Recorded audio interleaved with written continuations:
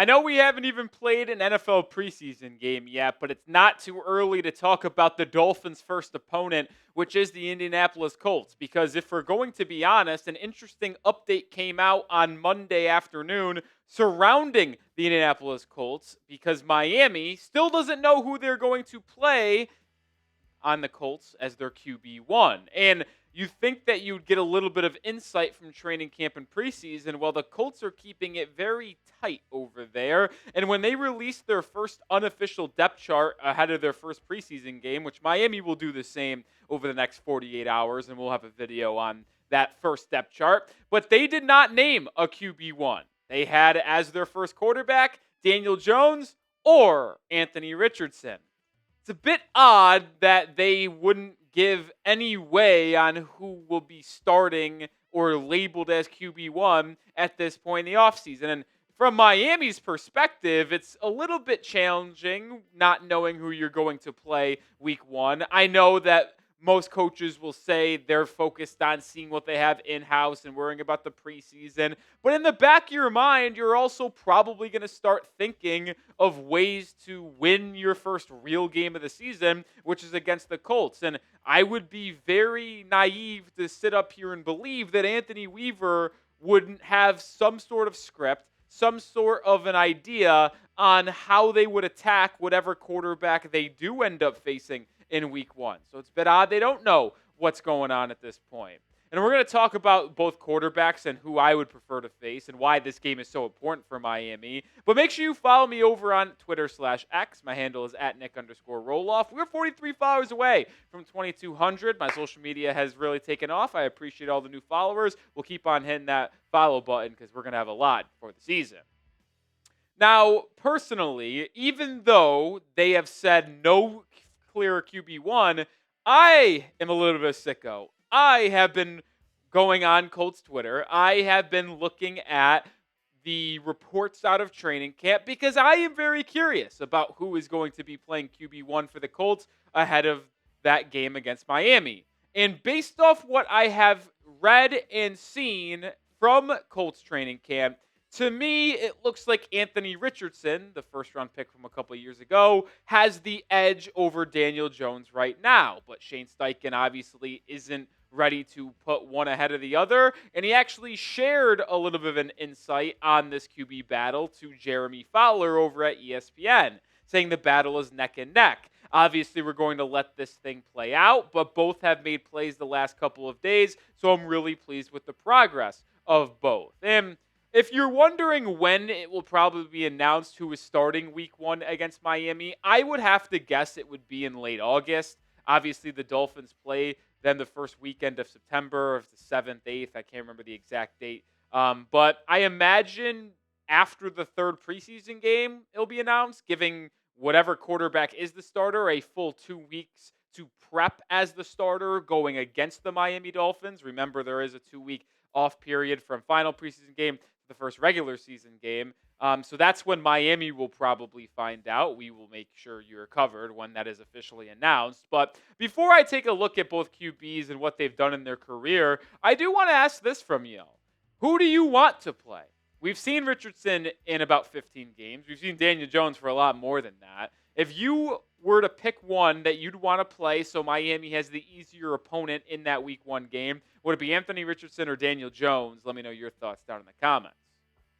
I would prefer Daniel Jones. I would be typing those DJs. That is the player that I'd want to play. This guy just got ran out of New York last season, getting released halfway through the year. That he went to the Vikings and was part of the Kevin O'Connell rehab facility, if you will. But if you look back at what these two quarterbacks did respectively last season, now all of these numbers for Daniel Jones was a member of the New York Giants. Those were the 10 starts that he had. Anthony Richardson had 11 starts last year.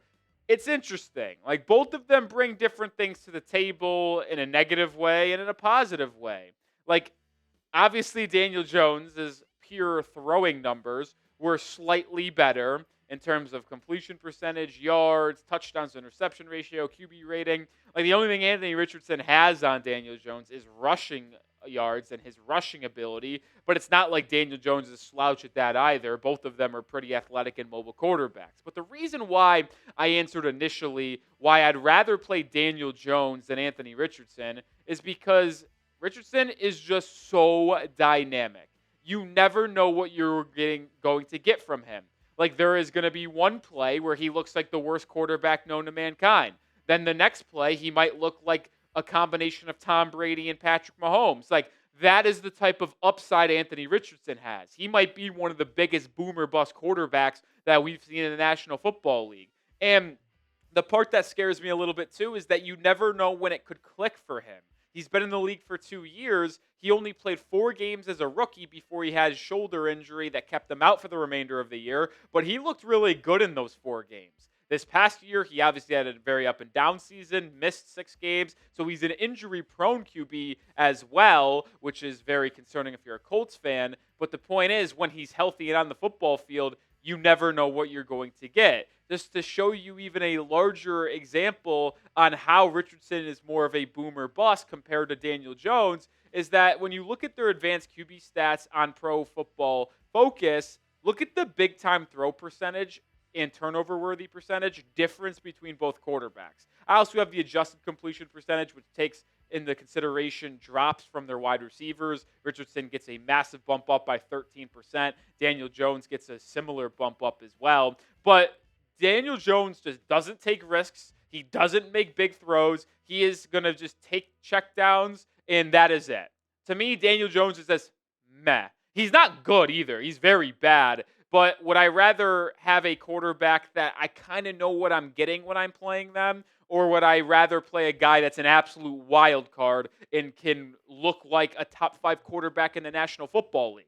There's also a very good chance he could look like the worst QB in the NFL, and Miami walks away with an easy W. But that other little 10% of him looking really, really elite scares me. I don't think I would be concerned about Daniel Jones looking like an elite top 10 quarterback playing against the Miami Dolphins. I just wouldn't feel that type of fear. And I'll tell you what, when the Dolphins Colts, announce their starting quarterback, we will make a video about that. So subscribe, turn on notifications, because we will be the #1 spot for Dolphins coverage and how other news impacts Miami. So join the channel today. Now, to play devil's advocate, even though I don't really want to play Anthony Richardson, it's hard to not bring up the fact that Miami played the Colts last season. Anthony Richardson started that game, and he was absolutely abysmal. It was a Week 7 game. Miami was just coming out of their bye week. They had that Week 6 bye. It was a 2-3 Miami Dolphins ball club, and I thought this was a big game. They were up at halftime, and then Raheem Mostert fumbled to start the second half, and it let the Colts right back in the game, where Indianapolis inevitably won 16-10. But it wasn't because of Anthony Richardson. He was awful. Completion percentage. Are you kidding? Like, seriously.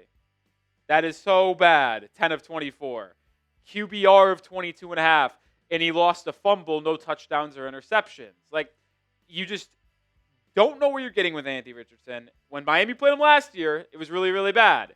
But he was still able to get them the win due to Tyler Huntley getting hurt down the stretch, the fumble from Raheem Mostert. Also, we had an Alec Ingold fumble. Like, Miami just shot themselves in the foot in that game. I would expect something different this time around. At least I hope so from Miami's side of things, considering Tua will be playing in this game. The truth is, though, when you talk about both quarterbacks from Indianapolis, they are both not good.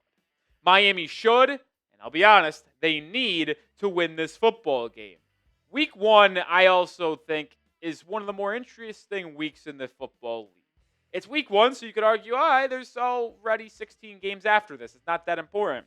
I would argue other. I think Week 1 is one of the most important games of the year. Setting the tone the right way for the rest of your season could go a long way. And I know not all teams that win their first game make the playoffs, but it does make you feel more confident going throughout the rest of the first month and the rest of the season. And against a team that I project not to be that good in Indianapolis, Miami needs to take advantage, win this game, and I'll explain a little bit more on why this should be the case for the Dolphins here in a second. But before we get to this point, I did want to let the people know about this awesome sale going on at chatsports.com/MIA shirt sale. This shirt's usually $35. You can get it right now for $20, $15 off. Like I said, chatsports.com/MIA shirt sale. Links in the description and comments of today's video. All sizes are in stock right now, so get it before the sale runs out.